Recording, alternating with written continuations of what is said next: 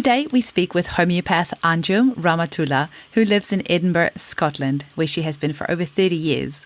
She has been in practice for over 20 years and has really enjoyed the privilege of seeing many children walk through her clinic doors. She has 3 children herself, who obviously grew up with a homeopath mother, so homeopathy has been used a lot in their household. Anjum has agreed to come on the podcast to give our listeners some actionable information on remedies they can use to treat their children themselves acutely for various ear, nose and throat complaints. So I hope you find today's episode helpful, and please consider getting some of these remedies to keep on hand just in case your child comes down with any ear, nose or throat complaints. For those listeners in Australia, feel free to check out my website, eugenikruger.com, because you'll find all of the remedies mentioned on there. Also, be sure to check out Anjum's website, Aram Homeopathy, if you wish to make a booking with her, as she sees clients online all around the world. The links for her website will be in the show notes. Enjoy the episode. Welcome to the Homeopathy Hangout, where we discuss all things homeopathy from around the world. And now my mum and your host, Eugenie Kruger. Hello, homies, and a very warm welcome to Homeopathy Hangouts. Today, we get to hang out with lovely homeopath Anjum Rahmatulla, who I was told lovely things by the 2 homeopaths I work with. So welcome, Anjum. It's lovely to have you here today. Oh, thank you, Eugenie. What a privilege to be able to come on your podcast. I'm thrilled and terrified in equal measure. That's okay. Well, I've had 54 more episodes than you to trade for it, so my nerves are starting to go a little bit now. I just enjoy hanging out with all these amazing people, including you. So it's lovely to have you on today. Now, can you tell us, Anjum, and I hope I'm saying that right? You are. Can you tell us how you first got into homeopathy? How were you introduced? Okay, well, it's a little bit of a story. So I'm originally from Pakistan and I came to England to go to university, and then I got married and stayed on in England. I was 26 and I was driving to work and I had a car accident. I was in a sandwich and I went into the steering wheel of my car. So when I say I went, my face came forward and I went, it hit my teeth. It was a split second. There was no pain. I was very lucky. When the car stopped, somebody opened my door. It happened to be a dentist. And he saw that actually because of the intensity of the accident, my jaw had gone backwards. And he asked me if he could move it forward. I was in a state of shock. I had no idea what he was doing. He moved my jaw forward, sent off to hospital. They said, go and see your dentist, because clearly they couldn't see anything that they could do. My dentist said that the guy who did this to you has saved your mouth, but your mouth and your jaw will always be very weak. And I don't know what the state of your teeth will be like. Anyway, he did what he could. He took out the debris from my gums and I wasn't in any pain, thankfully. And eventually the swelling went down. And then I went off to India for 6 months to spend time for various reasons. And my husband's father, my father-in-law, was a homeopath, and actually not a professional homeopath. There are lots of people in India who study homeopathy and just use it. And so he gave me something. I had no idea at the time what it was. I came back 6 months later. I went to see my dentist and he was amazed at the state of my teeth. He said, wow, your teeth are really much stronger than I thought they would be. And at that point, I thought, oh, that's interesting. Didn't think anything of it until much later when I started having children. And then health became a big issue for me. And I was then looking into homeopathy. And then I started studying homeopathy after that. And it's only in retrospect, I look back and I think that remedy must have been arnica. There couldn't have been any other remedy. And it has really stood me in great stead. How amazing. That's so cool. Now, Anjum, you have a bit of a special interest in ear, nose and throat problems, right? And you have to tell me about this study that you've got going, because I had a little pry around your website. I also noticed you have a free ebook there for people for remedies for travel, which is great because I think more people are going to be doing that as the borders are opening. But can you tell me why the special interest in ENT and about the study? So ENT is something that is more of a recent interest, but it does have a history because my older daughter, when she was very young, had glue ear and had to have grommets. tablets put in. So I'm very aware as a parent how troubling that was. It wasn't something that I particularly wanted, but the alternatives were not very clear. So, and I myself have suffered from a lot of tonsillitis when I was younger. I guess this was an area that I felt drawn to, and I've seen that there are a lot of kids in particular who have swollen tonsils, get recurrent infections, swollen adenoids, and then of course everyone gets colds and coughs. So having remedies that you're familiar with that can help you in acute situations is really, really useful. But my study is specific to recurrent infections, and what do we do to raise the health of people so that they are less susceptible to recurrent infections? So that's really what I'm trying to do, and it's very specific to the ear, nose, and throat area. And are you still taking people on for the study? Oh, I am. Yes, So I it's am. ongoing study.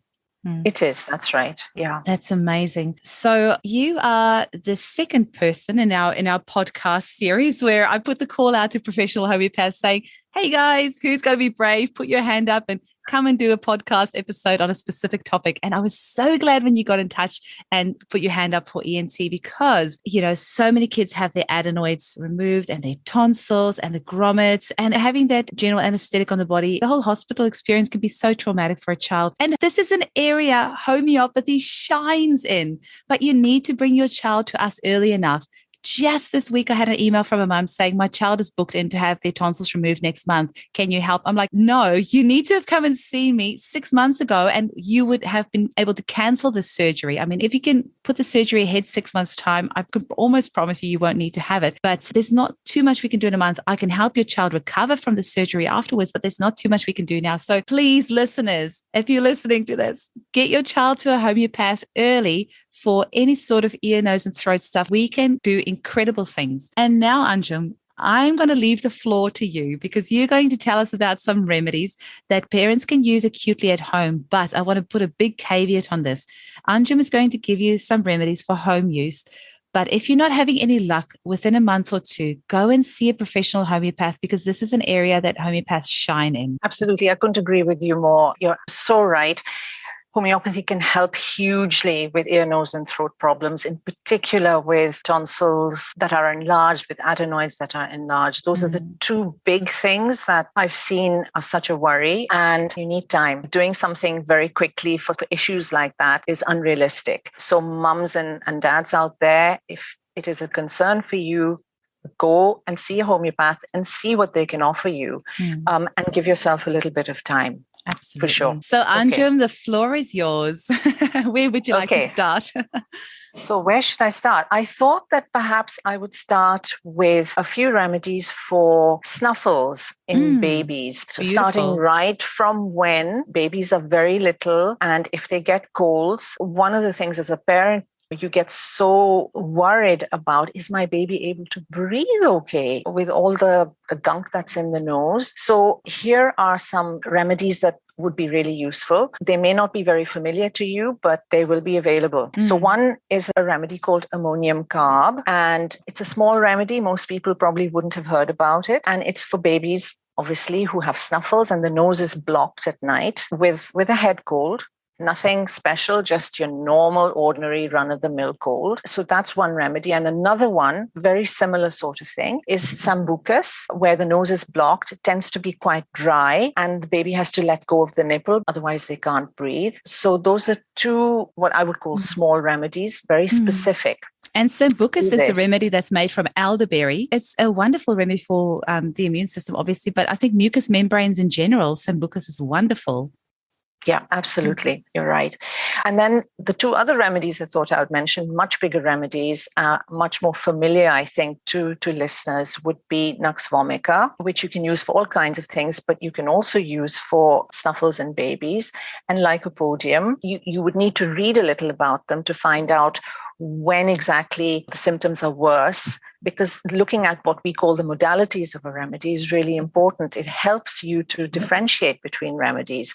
If we didn't have what makes you feel better and what makes you feel worse, we really couldn't do our job properly. So for people who are new to homeopathy, I would really encourage you to, and on that learning process, what makes the patient feel better and what makes the patient feel worse is important information to get. Just keep going. Those are my nose remedies. I was going to say, I'm too scared I'll get it wrong, but Nux vomica is runny in the day, stuffy at night, or is it other way around? I think you're right. Runny during the day and stuffy at night. Okay, I also can get it mixed up. Okay, so moving on to the throat. Tonsillitis is such a big issue, isn't it? So I thought I would mention a few remedies. I mean, there are tons and tons of remedies. So many. This is just a taster. So that come under the umbrella of tonsillitis. And this brings me to say something quite important, that, we're talking about conditions like tonsillitis, but we're not actually treating the tonsillitis. And this is probably quite a difficult thing for people to get their heads around, because when they come to homeopath, they will say, I'm suffering from blah, arthritis or whatever. But actually what we're treating is the person. And we're always looking for any kind of symptoms that makes that person different from anyone else. So whilst I'm saying here are some remedies for tonsillitis, what I'm actually meaning is we're looking for help, homeopathic help, for the symptoms which are reflection of the person who's got the symptoms. I hope that makes sense. Yeah, beautiful differentiation. Yeah, I love that. So the remedies I'm going to start off with.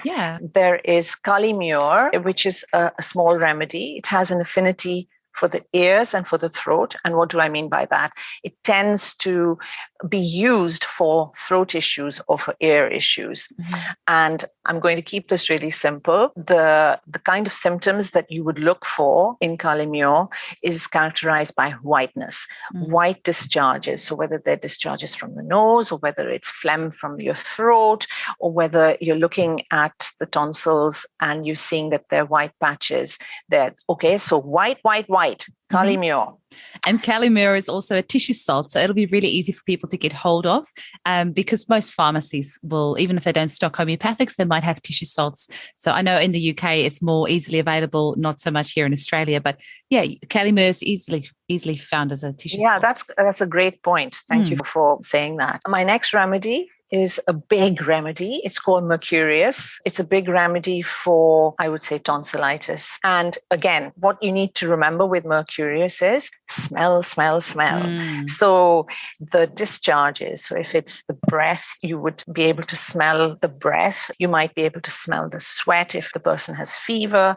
If there's catarrh, it'll be smelly as well. And in Mercurius, you will find that the patient is sweating profusely, and they'll probably drool a lot, and they might have a kind of a metallic taste in their mouth. Now, with children, it can be difficult because depending on their age, they may not be able to tell you what it is that they're feeling. So the younger the child, the more your observation skills are important.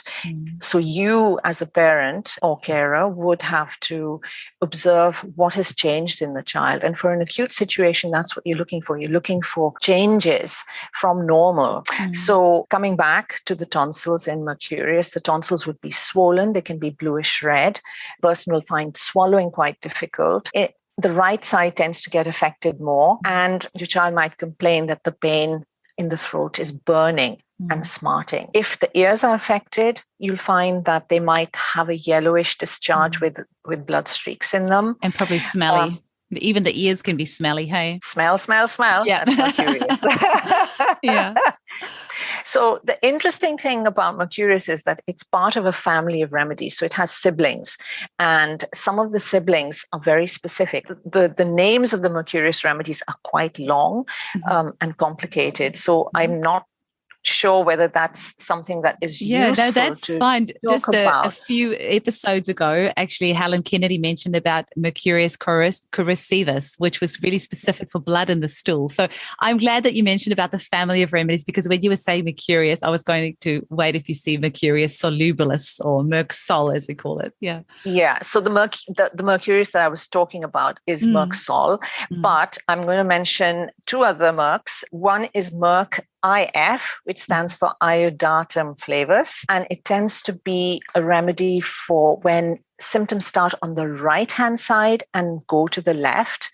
And the other one is Merck IR or Iodatus rubus, which is where symptoms start on the left and move to the right. Now, this is really quite useful because oftentimes when people have tonsillitis, they say, no, my pain starts on one side and it's either left-sided or right-sided. And knowing those sides is really important because if you can find a remedy that matches that, bingo, you're doing really well. So be on the lookout for where the pain is, what the location of the pain is. Is it central or has it got a side to it? And does it move from one side to the other? Because that is really, really useful information.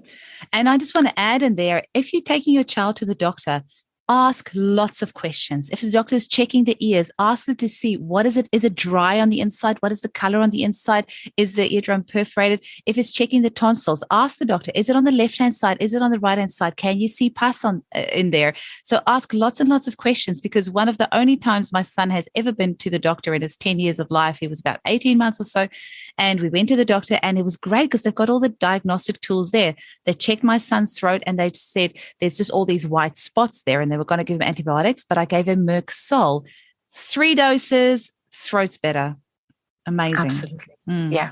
So yeah, absolutely. Get as much information as you can. And if and when you go and see a doctor, use their skills to give you the information that you may not have, because it's all very, very, very useful. As far as throat is concerned, other remedies are, there's a remedy called Hepasulf, and Hepasulf is a good remedy for when pus is involved. So the tonsils can be very pussy, and it can be quite easy to pick up somebody who needs Hepasulf because they'll be very, very chilly. They'll really feel the cold intensely, so intensely that if their arm sticks out of the bed from under a duvet, they will feel that intensely as well. And the pains can be very intense and sharp and prickly. So Hepasulf is one. Lachesis is another one. And Lachesis is a remedy for, lots of issues with the throat, but you will tend to find that the symptoms run from left to right. Again, that's very, very characteristic. Lachesis is made from the bushmaster snake, and it's a remedy that I always say to the families in Perth, in Australia, to have on hand for snake bites. And I was chatting with somebody on the podcast the other day, and they actually used Lachesis successfully on a snake bite for themselves, because I had read lots of cases of Lachesis being used for snake bites in animals, but not on humans. And this homeopath had done it themselves. So I thought that was very interesting. But Lachesis is so good for left-sided sore throats. Yeah, I didn't know about using it for snake bites. Well, you're not in Australia, so you probably don't have to worry about that. It's one of the first things I learned when I came over here. So I haven't mentioned some of the big remedies, and I think that's really useful. And maybe in the context of ear pain, I'll do that. So moving on to ears, which should have been first, but it's now last. No, it's so good. I'm just loving all the knowledge. Doesn't matter what part of the body it's on. So chamomilla, big children's remedy, isn't it? You can use it for so many things, including when a child is unwell and you think, oh my goodness, I think maybe they're pulling their ear and maybe the ear is giving them problems. But this remedy is usually prescribed on the basis of how a child is behaving and if a child is in pain. So when a child needs chamomilla, they are going to be angry, they're going to be inconsolable, and they're going to be contrary, and they're wanting to be held. Just yesterday, I was seeing somebody for an acute for their 9-month-old child. Sounded very pulsatilla-like. She wanted to be held. And I said, I would suggest pulsatilla. And she said, I've already given a pulsatilla. That hasn't helped. And I thought, interesting. Okay, so I obviously need to dig a little bit more. So I said, tell me more about how she is. And she said, when I put her down, she becomes really grumpy. And I said, describe to me what she does. What do you mean by grumpy? And she said, you give her something that she wants and she'll just throw it across the room. And I thought, right, okay, I know what she needs. Yeah. Okay, this is chamomilla, right down to the T. Okay. And when you think your child wants something and then they change their mind, that contrariness is very much a characteristic of chamomilla. So if the ear is hurting, if there is pain, if your teeth are hurting because of teething, that's when you think of chamomilla. The other big remedy, of course, for ear pain is pulsatilla. And I remember giving it to one of my kids when they were little and they had an ear pain. And I didn't know very much about homeopathy at that point. How do you know when they need pulsatilla? Because the child is clingy and whiny and they don't want to let go of you. And that is a big clue to the remedy.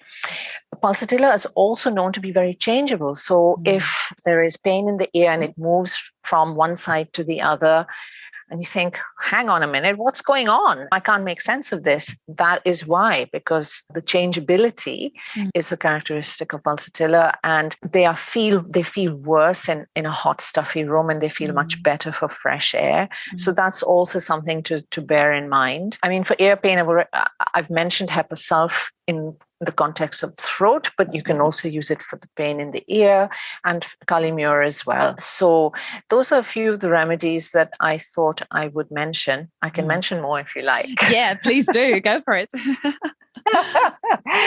So we have a remedy called Burita Ka. Now, this is probably not a remedy a lot of homeopaths would think of, but for the throat, it can be a really useful remedy. The throat can be raw and inflamed. The pains are burning and smarting, and there's a lot of pus. Again, this is a remedy where a lot of pus is involved, increased salivation and drooling, and the person can only swallow liquids. There can also be a lot of glandular swelling. So tonsillitis is usually accompanied, I see a lot of it. I don't know if it's usual, but there's a lot of swelling in the glands around the throat, not just in the tonsils, but the cervical glands. And so Burita Carb is certainly a remedy to think of in that context. That's definitely been one of my top ones for chronically enlarged tonsils as well. Burita Carb has been beautiful for that.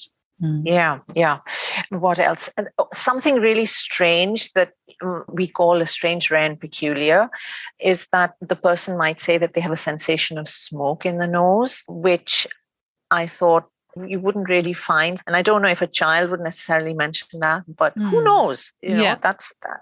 And if they did, then you would really want to think of a remedy like Burita Carb. So what else? Silica. Silica is a great remedy for recurrent infections. And it's one of those remedies that you can use both as an acute as well as at a deeper level to try and encourage immunity to increase. I've certainly used that for whatever the recurrent infection happens to be, if it's tonsillitis or ear infections or just recurrent colds and coughs even. So these are some of the acute remedies. But as you mentioned previously, I think it's really important to recognize that these acute remedies will help you with the symptoms of an acute, but it doesn't stop the symptom from coming back necessarily. If you want to do that, then you need to look at a deeper level and treat the person as we call constitutionally. And that is a different process from treating acutely.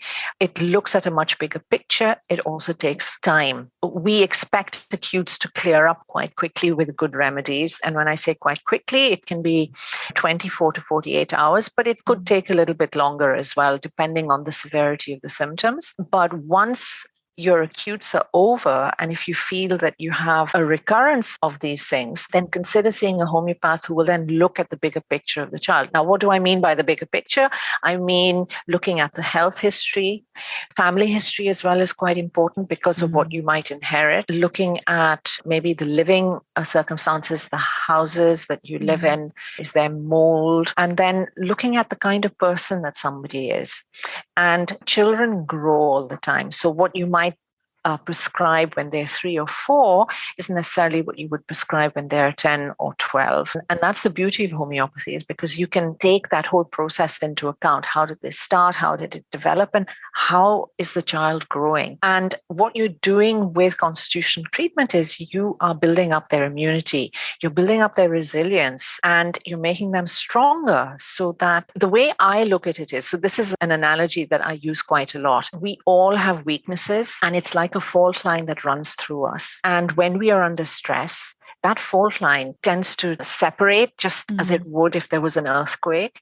And what a homeopathic remedy or remedies will do is it brings the fault line back together again. The line is always there, but if you're able to make it stronger so that when you're under stress again, it doesn't fall apart, and you're making yourself or your child a lot stronger for the future. And I think that's what I see homeopathic remedies doing.